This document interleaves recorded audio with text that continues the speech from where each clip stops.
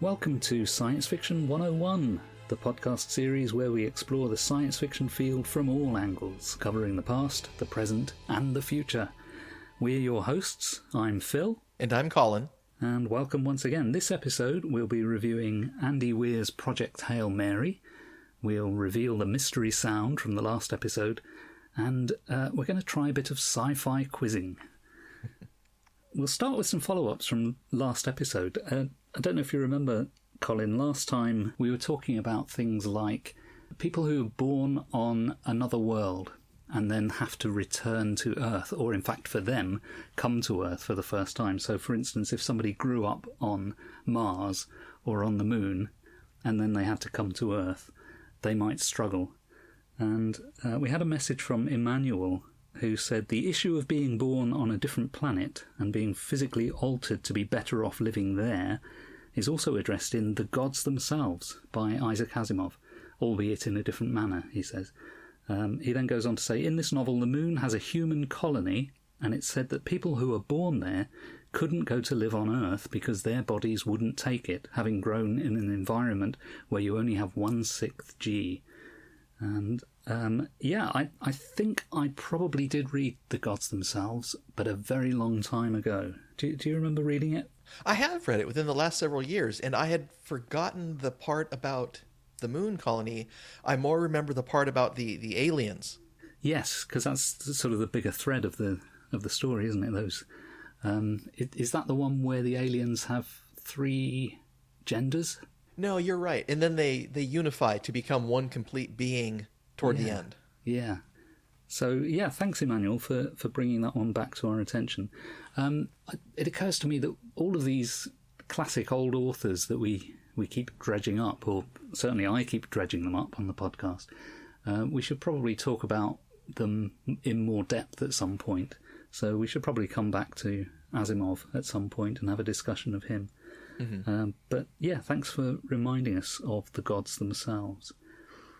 Also in the last episode, we had a little competition with my mystery sound, and this time it was recognised by somebody, thus restoring my faith in science fiction movie fans. This is the sound that I played last time.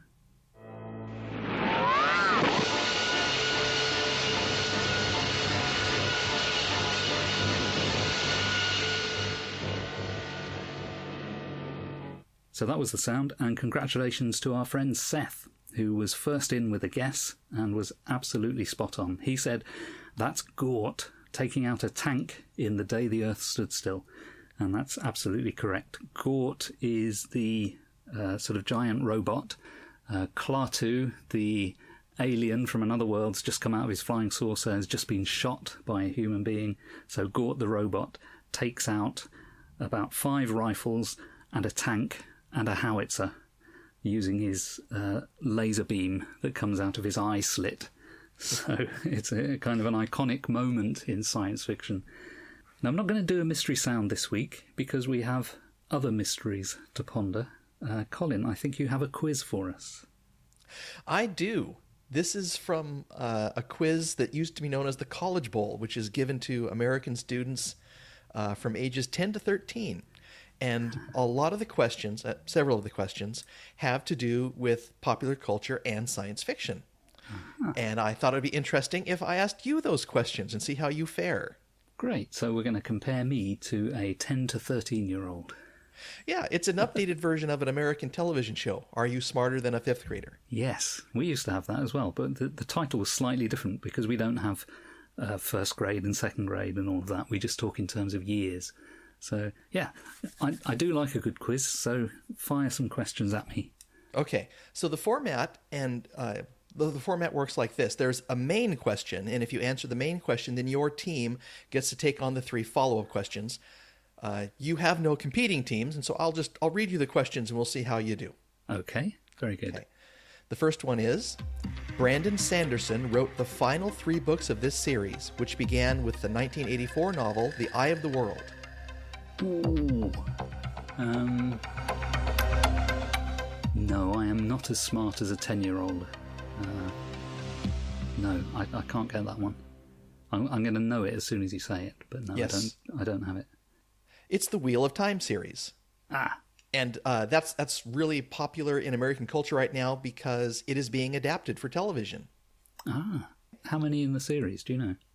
Oh my goodness. I want to say there are over 10 very large books. Wow. So that's a TV series that could run for years and years and years, as long as it doesn't get cancelled.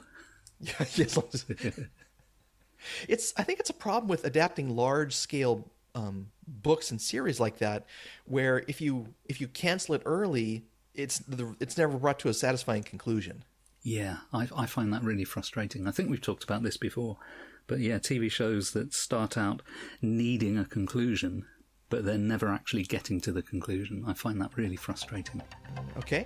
Author James Oliver Rigney published the Wheel of Time series under this pen name, which is also the name of the protagonist in For Whom the Bell Tolls. Oh, no, I should be able to get that from the Whom the Bell Tolls angle. No, I'm drawing a blank on that one as well. This is not a very good quiz for me at the moment. It's going to become much easier. So the author of the Wheel of Time series, the first author, was Robert Jordan, and that's his pen name. Right. All right. Well, let's move forward in time from 1984 to something much more recent. That could be a good thing or a bad thing. Okay. A character on this show called Ash Tyler was revealed to be an alien who had undergone plastic surgery. Star Trek Discovery. Exactly. I thought you would. Now, Ash Tyler turned out to be a member of an alien species. He was not human as he appeared. What species was he a member of? He turned out to be a Klingon, I seem to recall. Exactly. Sonequa Martin Green, who plays Michael Burnham, originally was on television as Sasha Williams on this AMC series that co-starred Stephen Yun as the ill-fated Glenn. I'm going to guess that it's The Walking Dead. Yes. Yeah, I couldn't remember the character name that she played, but I knew that she was in it, so I was hoping that was it. Yeah, and for me, it was the AMC series. Yes. Oh, yeah, that's the other thing that supports it, yeah. Last 3 questions, or maybe 4 questions.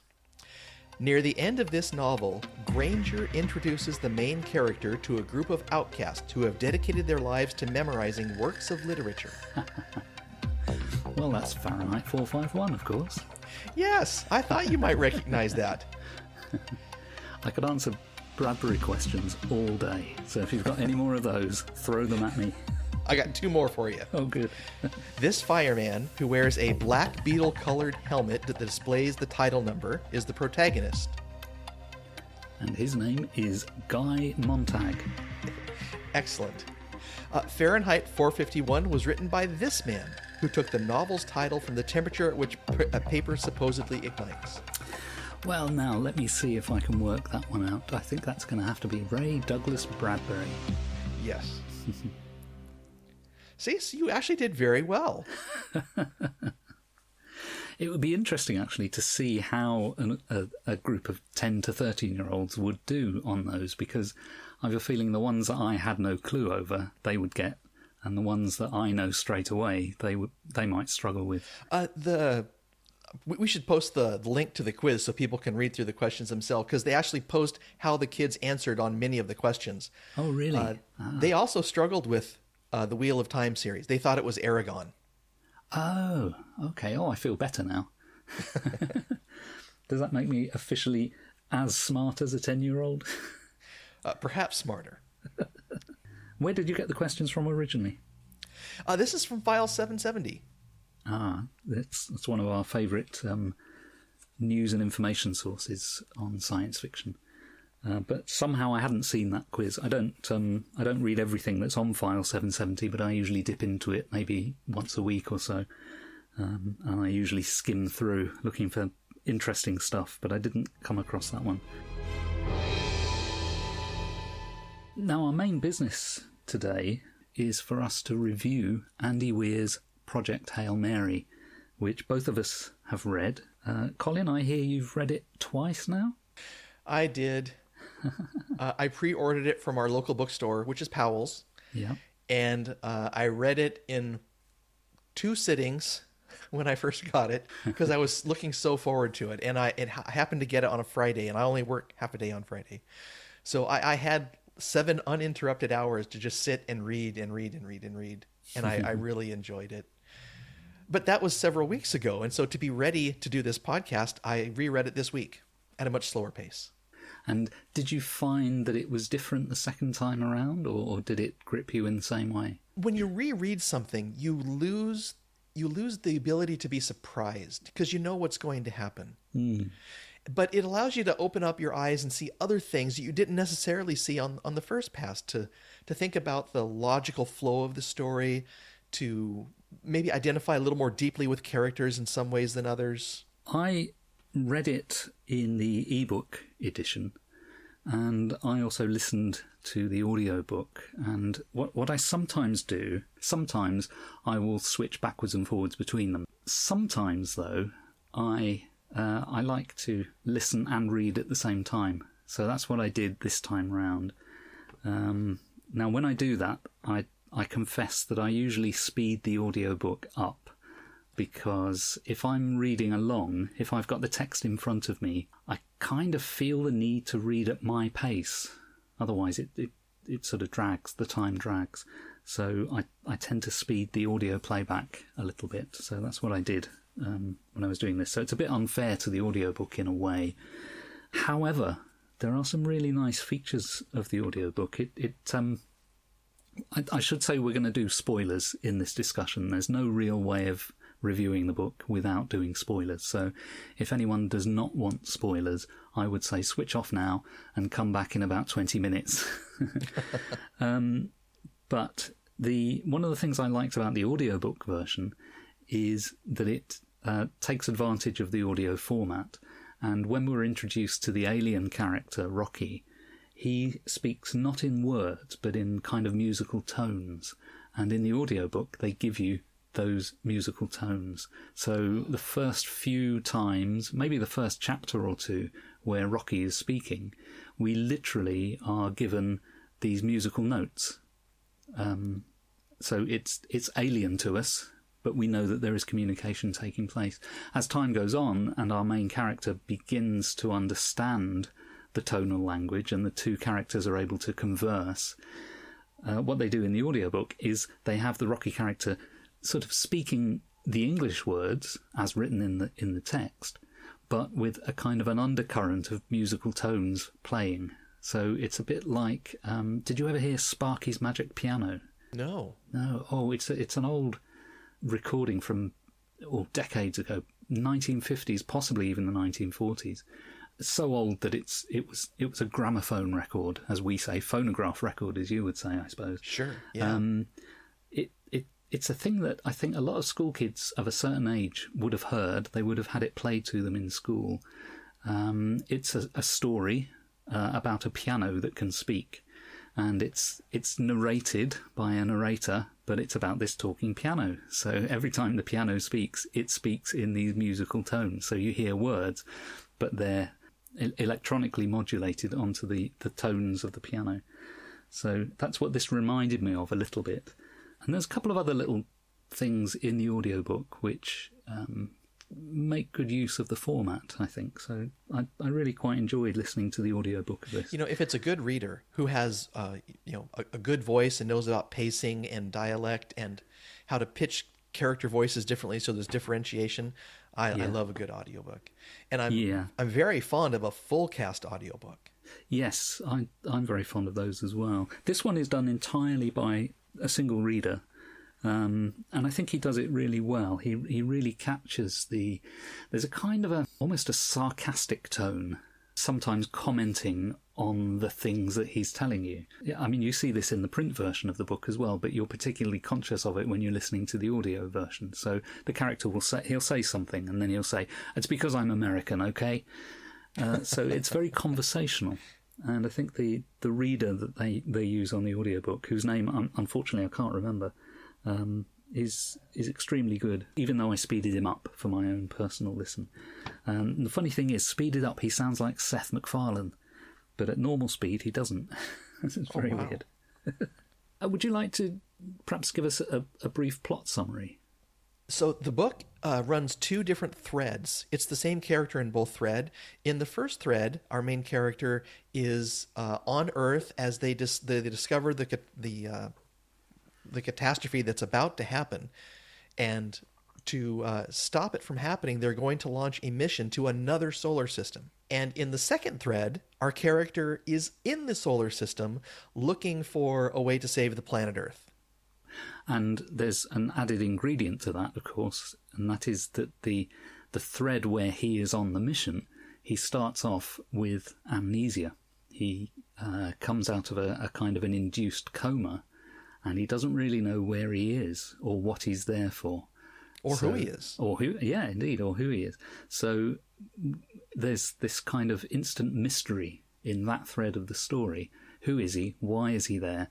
What has he got to do? And he has to try and solve all of these mysteries. And I think that's probably where the best page-turning aspect of the book comes in, is this kind of, here's a puzzle that the character has to solve, and then we see him searching for a solution and then working out a solution. Sustaining those two threads all the way through the book, I think, is a very challenging thing for an author to do. And I was worried as I was reading it that one of those threads would fizzle out. I knew that they probably would converge on the same point at somewhere in the story. In other words, the backstory, if you like, of how this mission came about would sort of catch up to real time when our hero is actually on the mission. But I was just wondering where those two stories would converge and whether it would hold my interest in both threads of that all the way through up to that point of convergence. And I think it did pretty much. Any things about the book that you particularly liked, Colin? The thing you just talked about when you were talking about the audiobook, the music. Mm-hmm. So I have been a musician since 1983, mm-hmm. and I have not been able to play music or hear live music because of the pandemic for 15 mm-hmm. months. Yeah. And the fact that the aliens communicated in music just really moved me. It touched me. It was really special. Mm. I don't know that other people would necessarily have that reaction, but it was very moving, touching to me. I wonder if you would have had the same reaction if you'd been listening to the audiobook, because the audiobook quite literally provides those musical tones. I wonder whether that would have depersonalized your reaction to it. I don't know. I might have to check out the audiobook from my library, and well, if they have it, and give it a listen. Yeah, that'll be your third read. When The Martian came out, I believe in the first year I read it 8 times. Oh wow, that's a bit excessive. I really enjoyed it, which would bring me to the other thing I like about Andy Weir's writing. I love hard science mm-hmm. and hard math. And I'm continuously amazed at how much a middle school or high school level of science and math can help you accomplish. You don't see people doing calculus, and you don't see them doing too much quantum physics or other things. They're all high school topics, maybe some advanced high school topics. But to weigh something, to find the center of mass, to understand light spectrum, those are all things when I went to high school, that we did in high school physics and math. Yeah. That's interesting, because I've got some notes that I wrote down here, and one of them is clever use of maths, physics and biology.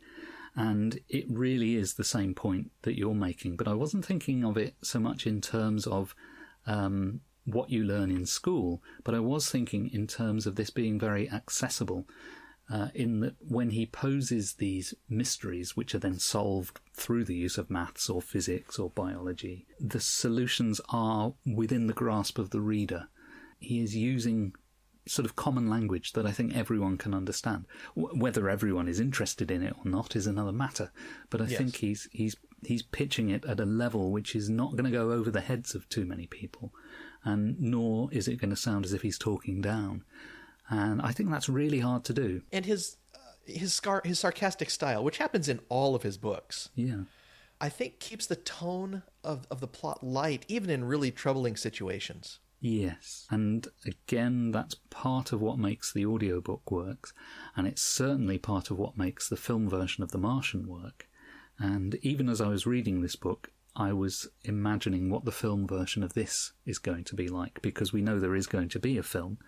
And was it Ryan Gosling who's going to be the star? Yes.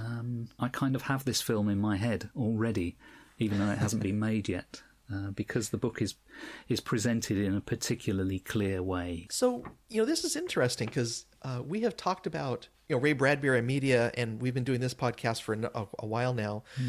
I'm curious, when you say you have this movie in your head, have you blocked it out? Have you thought about, practical effects versus CGI and what you would like to see in various places?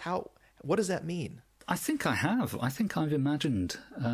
There's quite a few scenes from later on in the book which, to me, look as if they've been written for film. It's partly the way that the author describes things, but I get a very clear mental picture of the physical layout of the spaceship.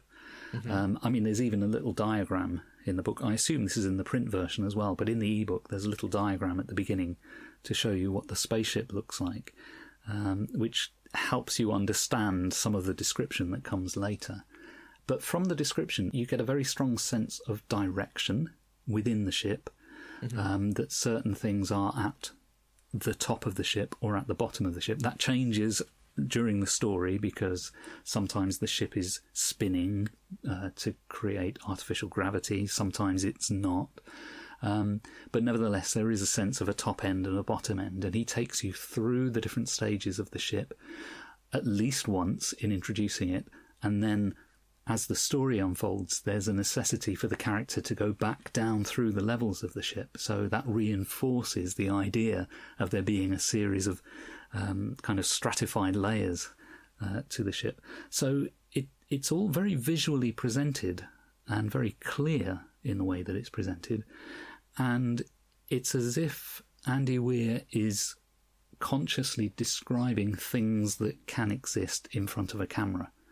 Now, there would be some things that would be CGI, I'm sure. So the alien character Rocky, you would do that with CGI. But in times past, if this film was made in the 1980s, let's say, you'd probably get the Henson Company to create Rocky. In other words, it would be a puppet with maybe 3 or 4 people operating the puppet, so that you've got all the legs operating independently and so on. But in today's terms, it's going to be CGI. It's quite obvious. But yeah, to me, it is a very clearly visual piece of storytelling.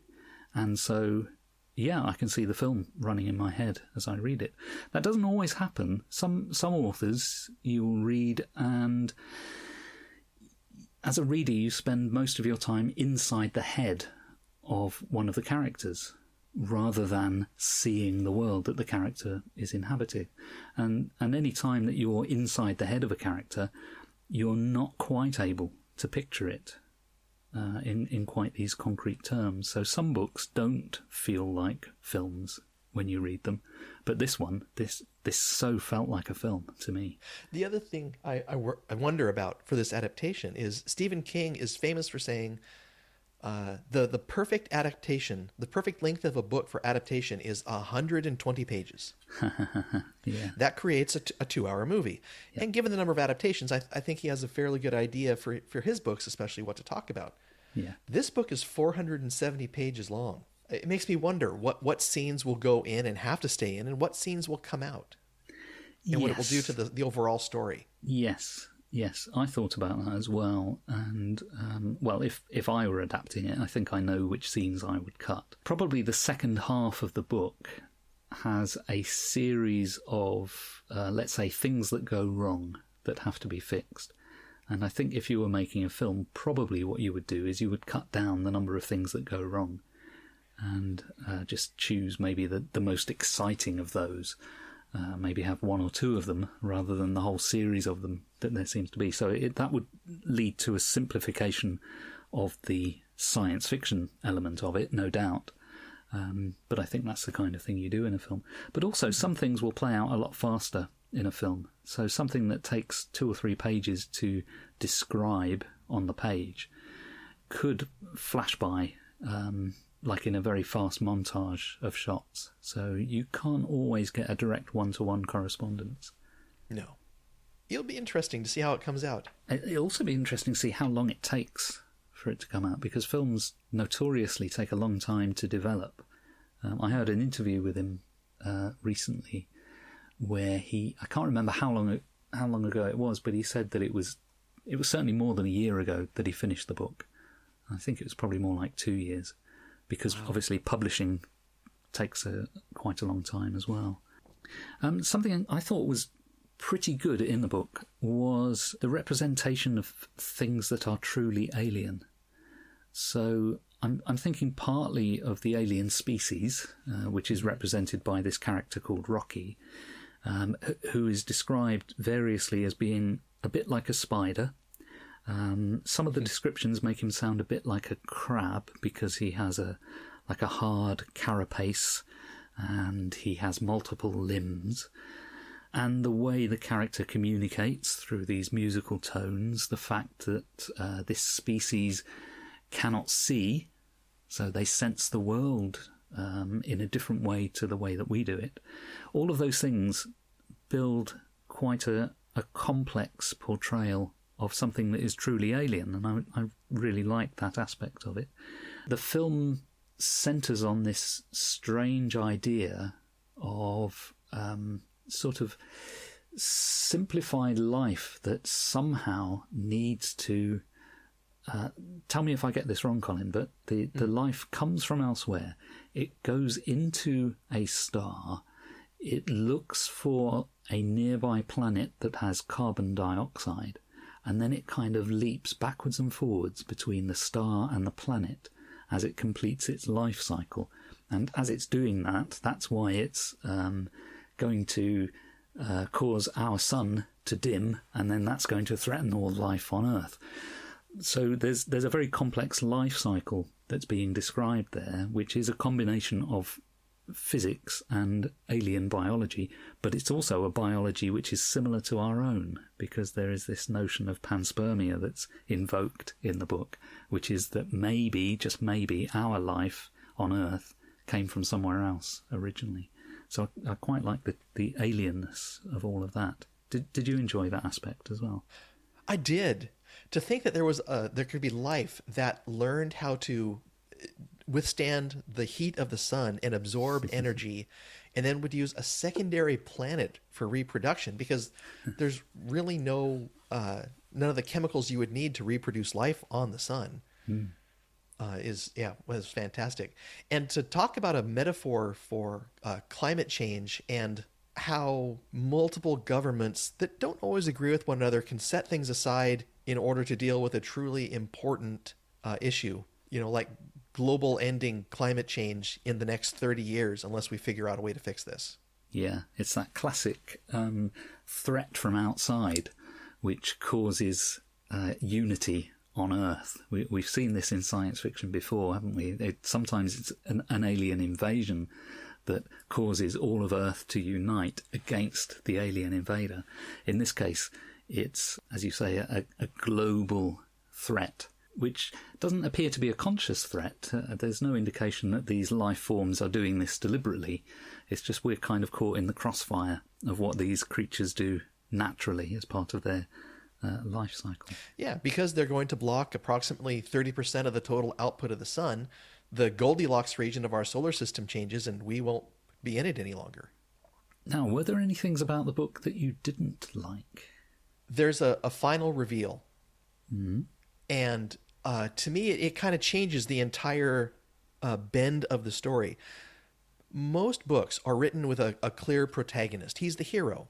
Yeah. Some books actually have an anti-hero. I'm thinking of the Thomas Covenant series from Stephen Donaldson back in the 70s and the 80s. Yeah. To learn at the end of the book that our main character, Dr. Grace, never intended to get on the ship, even though he was needed on behalf of the human race, was huge, because in the beginning of the book, he's our hero and he's the one under duress And it makes the last decision he makes in the book all the more meaningful, where he has a chance to do the easy thing and just go back to Earth. And yet he can't abandon Rocky and the people from Eridani 4. And so he figures out a way to handle both problems at the same time, and then does the hard thing and never goes back to Earth. Something that we haven't explicitly said is that the stuff on the mission is all narrated in the present tense. So it's as if that's now. But what we're learning as the character comes out of his amnesia is he's kind of remembering his backstory, and he's telling us his backstory, and all of that is in the past tense. And so the telling of these two threads of story converge at that point, which is the moment when he realises that he was not meant to be on this mission. At the beginning of the book, I made a little note because there was something that I thought wasn't quite right. This is literally what I wrote. Probably on my first day of reading the book, I wrote literally this: unlikely that our hero should be our hero. And then I've put teacher, ? Oh my. Only there because of his belief about alien life, which turns out to be wrong anyway. Now, he, if I remember this correctly, he's a science teacher. He is a scientist, but he's a teacher by profession. And he has, at some point in the past, published an article which criticises the idea that around any star there is going to be a zone where liquid water can exist, and you can have life as we know it. But he's a critic of that idea. Because he's a critic of that idea, he gets taken on board by the people who are investigating this issue that's arisen in the solar system. So he's only got into that position because he is a critic of the standard view. Now, it turns out that he is wrong, because what he believes isn't correct, and the standard view is more or less correct. And yet he still remains as part of the inner circle of this investigation. So to me, it all seemed a little bit convenient for our character to be the central character of it. Now, I think as the story plays out, I think it kind of justifies itself a little bit, especially when it turns out that he didn't want to go on the mission. But that was something that bugged me on my reading through most of the book, is that I don't believe that this character should be here. He was so competent. Yeah. In that every problem that came up, he was able to handle and deal with because he was a science teacher. Yeah, that didn't bother me so much. Although it turns out your feeling was exactly right. He was not the first or the second choice to go on here, and he only became due to expediency at the very end. They didn't have time to train someone who was more qualified. Yes, that's right. Yeah. And it even mentioned, I think at one point, that the other two people would do all the things that he didn't need to do. Unfortunately, they didn't survive the trip. That's right, yes, yeah. And that's another part of the mystery. And that's something that I don't think is solved in the book, unless I missed it, how the other crew members died. No, it's kind of mentioned in passing that perhaps they had an infection that the automated medical system couldn't handle, or they'd had secondary problems. I found that a little bit unsatisfactory. I just wanted to know, simply because I wouldn't say a big deal is made out of it, but it is something that is referred to repeatedly through the story, and I would have liked to have known definitively what had happened to those characters. But maybe if our hero never found out, maybe it can only ever be speculation. Yeah, I often wonder what the original version of a book looks like before it goes through editing, where they thought that, maybe at some places it was dragging so that they cut away and trim some things from the plot. And that might have been one of those things. Yeah. Were there any other things that you didn't like about the book, or anything that it has left you feeling frustrated about? The Ava Strott character? Oh, yeah. On the one hand, I got a kick out of the way she said, yeah, we're not going to worry about bureaucracy. You're all going to do what I say, and we're all working toward the same goal. And so if we all stay on board, it's going to be fine. But like the scene where she has to take on the, oh my goodness, I believe it was the intellectual property lawyers. Yeah. was just, I thought that was a little over the top. Yeah, she struck me as being quite a corny character. Not really very well developed at all. She was just a character with one note to her behaviour. There's a couple of moments where he is surprised by what she does, but I can't say that I was ever surprised. She seemed to be all-knowing and all-powerful, and you had to... we have an expression here, like it or lump it. That's how you had to be with that character, because she's in charge no matter what. So I didn't like that very much. I didn't think it was very, very profound as a characterization. Well, and there's one point where she uses that all-knowing knowledge to explain back to us some things about Dr. Grace that we needed to understand. It's in the scene where she's talking to him when he's in his prison cell because he has refused to go on the trip, and she goes, "Okay, I gave you a chance to do the right thing. You're going anyway, so deal with it." And she says, "You've never had a girlfriend. You failed in your career as a scientist," and blah, blah, blah, blah, blah. And she's literally doing an exposition to us as the readers to explain just how incredible it is that Dr. Grace makes the decisions that he does in the beginning of the book out at Tau Ceti and all through the rest of it. I have to say that scene struck me as being very much a film scene. I'd put money on that scene being there in the movie, because Hollywood loves to do that. Hollywood loves to build a character in the early stages of a story and then have a kind of a crunch point where you're effectively reminded of the characteristics of that character. And that's what that scene felt like to me. So I think that's going to be there in the movie. There's a couple of things that most of these are really very nitpicky, and none of them undermine the book at all, but they're things that I found a little bit annoying. There's far too much wow in the book, and I mean literally the word wow. It's part of Andy Weir's method to kind of present you with things which are wow.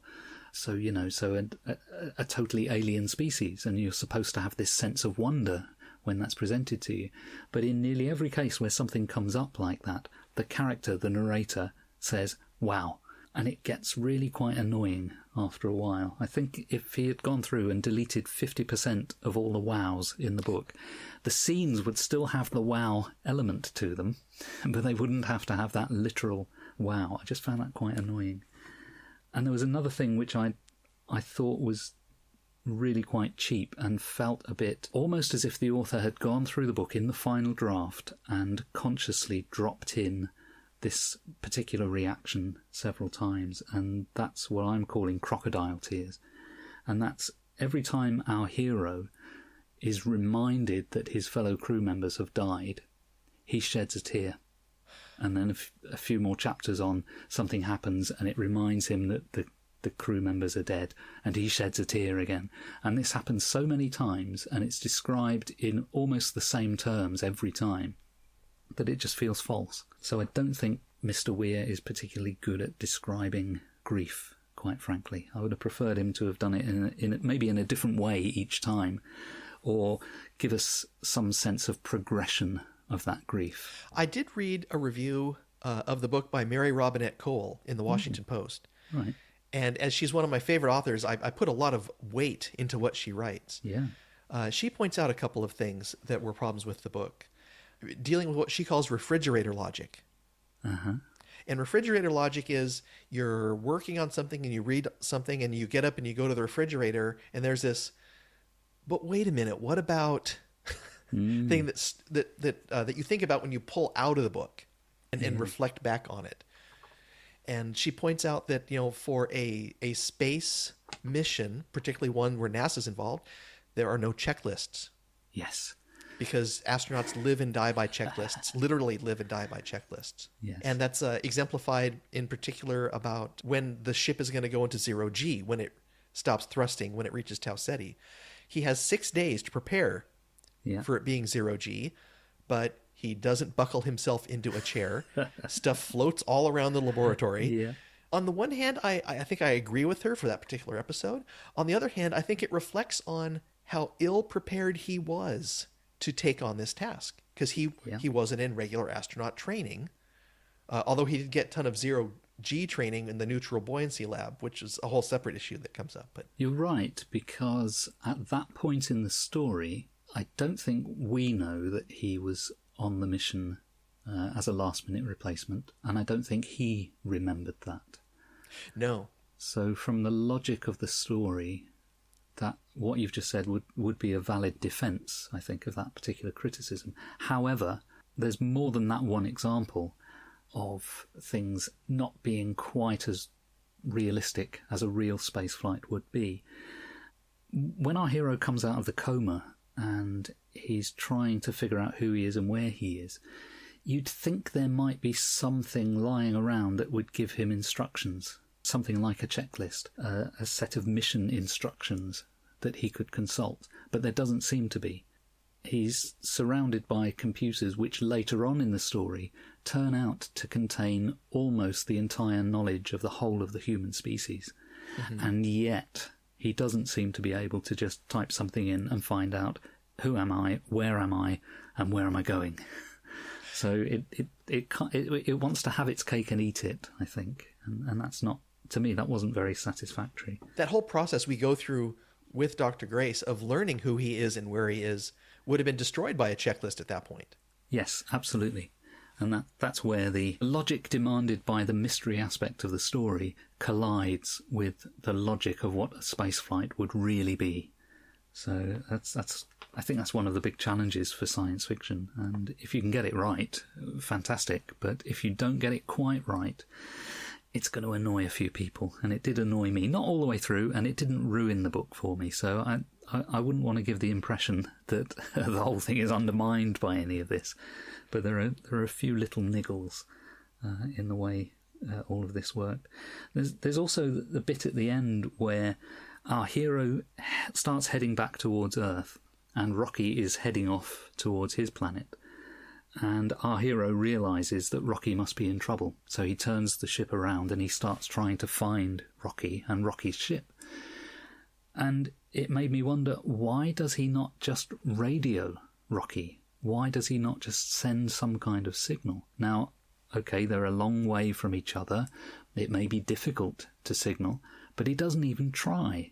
And that seemed a bit odd to me, specifically because somewhere else in the book there is a reference made to sending radio signals between the two ships. So it's just another one of those things that, well, there are easier ways of doing this. You don't have to turn your spaceship around and travel at close to the speed of light in order to get some information to somebody.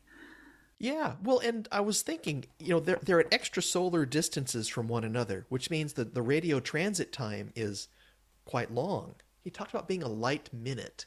Yeah. At one point. Yeah. And so maybe it's not as bad as I thought, because if in order to get signals just to and from Mars inside the solar system, it's 8 minutes one way. Yeah. Yeah. So I'll pay more attention to that next time I read that. Yeah. I'm sure some of these niggly things are actually addressed in the book, but obviously I've only read it through once, so I may well have missed things.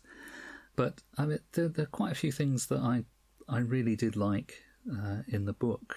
The book does riff on things that we've seen before in science fiction, and I think stands up reasonably well against some of these. So, for instance, the idea of communicating with alien species is something that we've seen in everything from Contact, the Carl Sagan book and movie, James Gunn's novel The Listeners. All of these ideas of how on earth would you communicate with somebody when you have literally nothing in common, which to me is very akin to how on earth can we communicate with whales. We know that whales, and I mean the animals, not the country, whales communicate with each other with this kind of song-like language, but we've made no headway whatsoever in understanding their messaging. I mean, maybe they're not communicating in anything like a language, but it seems probable that they are, and we're not really very good at even figuring out a way to communicate with other species that we are biologically close to. We can't talk to apes very well. We can teach them sign language, but we're not really very good at understanding their own natural communication. So how on earth would you communicate with a completely alien species? And what Andy Weir does is the same thing that Carl Sagan proposed and various other people involved in SETI, that the one thing you would have in common is science. So especially if you're communicating through, let's say, radio communication, in order for somebody to send and receive a radio signal, they have to have an understanding of electromagnetic waves. So the communication medium itself gives you something to talk about. And because that gives you the one thing in common, you can then begin to construct a kind of artificial language through which you can communicate. And I think this book goes some way to demonstrating that. So I thought that was quite nice. Yeah, well, and especially the challenge of communicating with someone with a race that doesn't have sight. Yes, yeah. There's the whole episode with the clock and the ruler, the measuring tape. Yeah, so all of those are very well done. And some of it is done in a very trivial way. So the whole idea of having to convert units of time from one frame to another. The fact that this Rocky's species lives for, I don't know, hundreds of years. So their life experience is very different to ours, and having to kind of calibrate one expectation against another. The cultural differences, such as the aliens consider that eating is a very private thing because they consider it somehow disgusting to see anybody eating or to show themselves eating. And yet humans, of course, consider eating to be quite a social activity. So Yes. there's nice elements in there of this sort of alienness and the difference of cultures, which I think works really well. On the whole, how do you rate Project Hail Mary? Do you think it's one of the great science fiction books, or is it just sort of average? Where do you think it sits? Let's talk about two different axes. On axis 1, I'm going to talk about enjoyability. Right. And for me, I would rate it a 9 or a 10. Mm-hmm. I really enjoy it. I may just like his style of writing, and so it's kind of a given that I'll like the things that he writes. Yeah.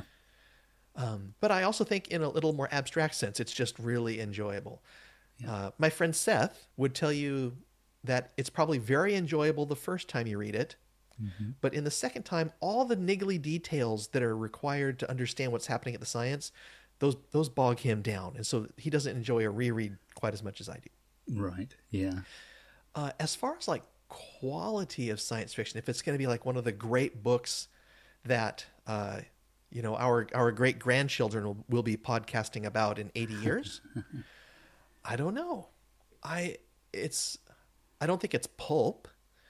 I don't know how it holds up to something that would be, a Hugo or a Nebula winner, though. I suspect not quite as high. Yeah. I think I would tend to agree on both counts. I think in terms of the pleasure of reading, I think it rates quite highly. And I can imagine that I would recommend this to people, particularly if I know that they enjoyed The Martian, either the book or the film, or things of that nature. So yes, it's an enjoyable read, and it's a fast read. You said it's a large number of pages, but actually it's a page turner, so you get through it really very quickly, I find. In terms of its sort of overall quality, I think what it lacks is that it's not really about anything. I mean, it's about the things that it is literally about, obviously, but it doesn't have any really big meaning. It doesn't really teach us much of a lesson about anything. And I think that's what for me makes it not a great book. It's a good book, but I don't consider it a great book. Do you know what I mean? That with something like Fahrenheit 451, for instance, that's literally about books being burned and about censorship. But ultimately, what the book is about the value of creative ideas and how important it is for knowledge to be passed from one generation to another. So it's actually about something which is abstract from the literal subject matter. of the book. It has a theme, in other words. And I'm not sure that Project Hail Mary does, really. Maybe tangentially. I mentioned how the various governments of the world agree to put aside their differences in order to save the planet. But it's not a main thrust of the book. And this whole idea about climate change. Yeah. Climate change put into immediacy causes action at the international level. Climate change at its real world spaces is quite a different issue. Yeah. But again, those aren't they aren't in the forefront of the book. They're more like in the background, in the setting.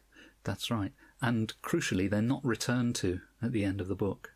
They're referred to more than once through the course of the book. But if those are the things that the book is really about, then I think that needs to be there needs to be a reminder of that, probably in the final chapter.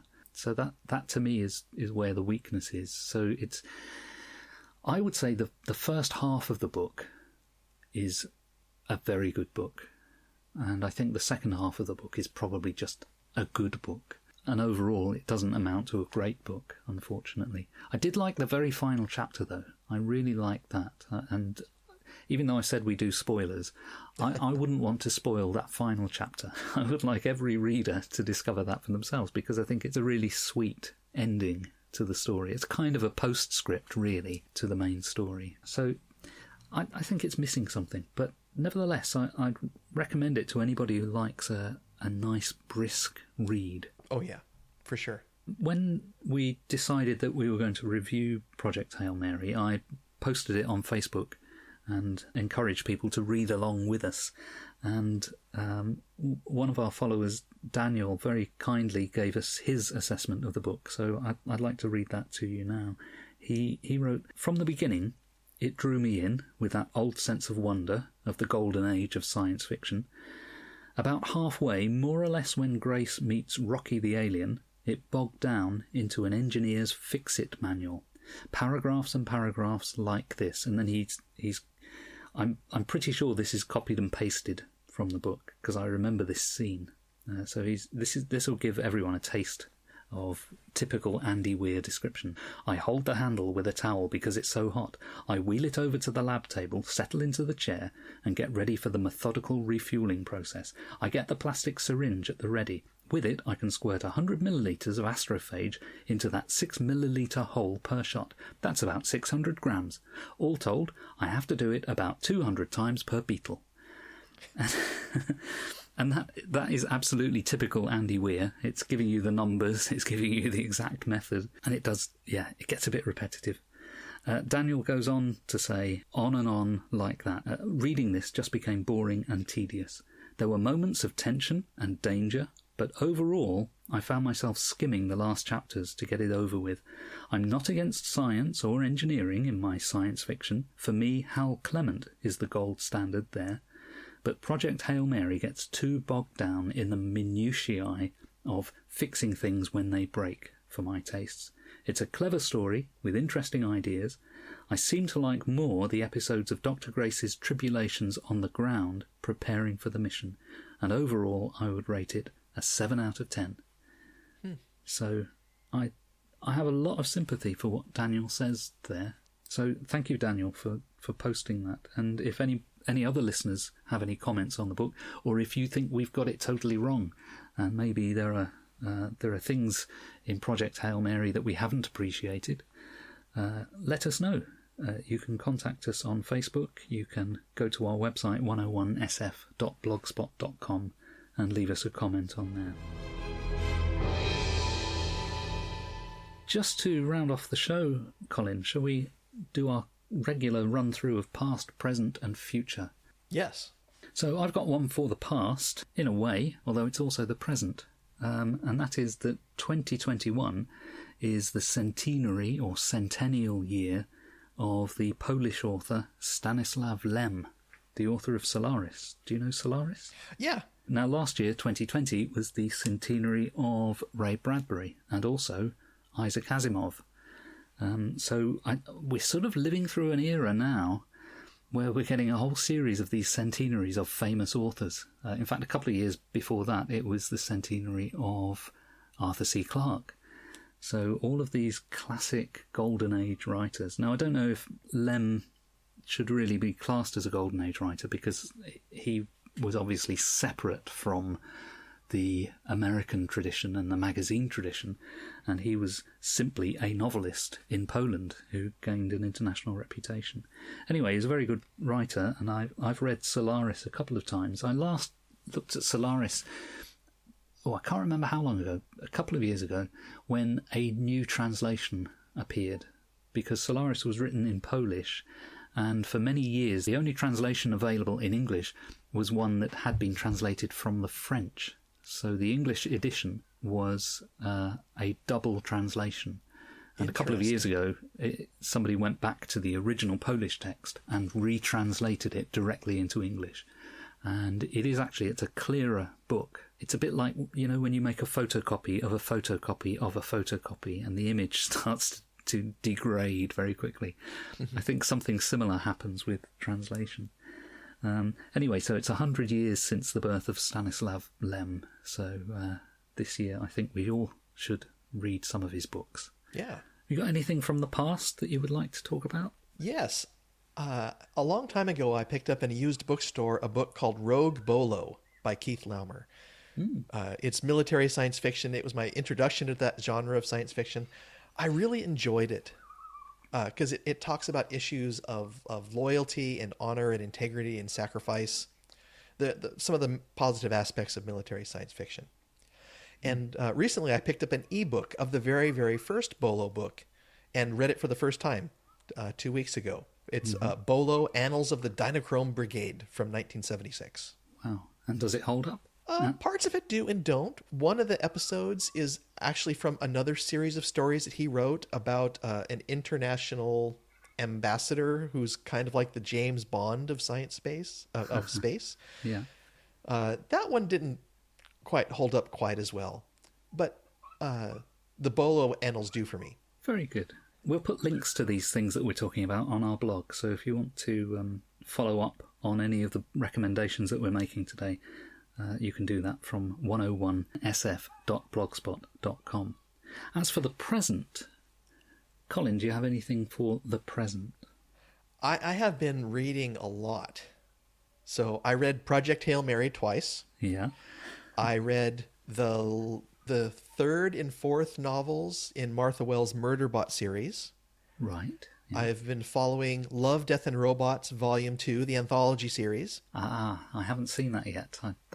I've gathered up a few of those episodes for watching later, but I haven't actually sat down and watched them yet. Yep.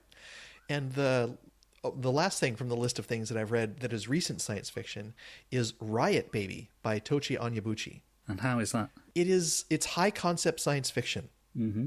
I have to say I didn't like it. But I didn't like it because of the things I learned about a completely different culture that I should know about, because it's a culture that's directly adjacent to white culture in America. Right. Yeah. And I've tried to take less advantage of the privileges that I have been given that I shouldn't have. And so reading this, I didn't like learning what I learned or understanding what I began to understand, but I think it was a good process to go through. Right. Yeah. So that's a good one. My suggestion for the present is a science fiction magazine, an online magazine, which I wasn't familiar with before, but it's an online magazine called Omenana. It's a magazine of speculative fiction by African writers and writers of African descent. And it's short fiction, and they've published about 17 issues so far. It's been going for a number of years. And as I say, I hadn't seen the magazine before, but I was quite interested to see the range of short stories that are on there. Here's something that they have on their website. This is under the sort of about the magazine section. It says, "But Africans don't do speculative fiction. This is something a lot of us interested in speculative fiction have heard many times. And in a world where stereotypes have a way of taking flight and travelling, it's now almost accepted as fact." And then it goes on to say, in our folk tales, animals talked and the gods walked among men. What is called fantasy today was as real as night and day. But we've lost the immediacy of those stories and have been reduced to trafficking in borrowed images that vilify our heritage. This is a tragedy because stories do more than entertain us. The best stories hold up a mirror to the world. They show us not just what is, but what could be if it chose. So it's a really valiant effort to bring some new voices to the forefront. And I haven't counted up all the authors who've been featured in the magazine, but just from sampling a few issues that I've had a look at, there's a great deal of new writers in there. Most recent issues do include some established writers as well as new writers. So I found it quite a refreshing magazine. It's not full of corny old science fiction ideas, but there's a lot of sort of blends of fantasy and science fiction and speculative fiction. And it's completely free and it's online. So again, have a look on our website and there'll be a link to Omenana. It's been going for about 6 years, as I say. I'm definitely going to check that out. And then on to the future. I've got one thing that I shall be looking forward to, although it's a bit of a long way off at the moment. A couple of episodes ago, I mentioned Sylvain Neuvel's novel History of What Comes Next. Well, he's announced the publication of the sequel, which is called Until the Last of Me, but it's not going to be published until the 29th of March 2022. So nearly a year away, but he has released the cover art for the book. So you can see what it's going to look like, even though you're not going to be able to read it for a while. That's almost an awful tease. Yeah, it is. Have you got anything for the future, Colin? I have been watching The Bad Batch on Disney+, which is the latest Star Wars clone story. And I'm anxious to see where it goes. It seems to be stalling right now. So, and then also on Amazon Prime, there is going to be a new anthology series called Solos. Oh yes, no, I think I saw something about that, but what I didn't get is what the concept of it is. Yeah, I'm not getting that either, unless it's about human loneliness and lack of connection and other things. But Right. we'll find out. Well, I think today we've put the world to rights, as we often do. We've reviewed Project Hail Mary. Some of us have suffered the indignity of not knowing the answer to some very simple questions, and we've heard from some of our listeners. So I think all that remains is to thank everyone for listening to us today, and we hope you'll join us next time. We're Phil Nichols and Colin Kuskie. Our theme tune is from purpleplanet.com, and look for the show notes on our website, which is 101sf.blogspot.com. And you can also find us as Science Fiction 101 on Facebook. And finally, please subscribe wherever you find us. We're on Audible, Breaker, Bullhorn, Castbox, or wherever you get your podcasts. Some of those podcast distributors I'd never heard of until a few weeks ago, but I've tried to put the show on as many platforms as possible, so nobody has any excuse for not listening. Thanks for listening, folks, and we'll see you next time.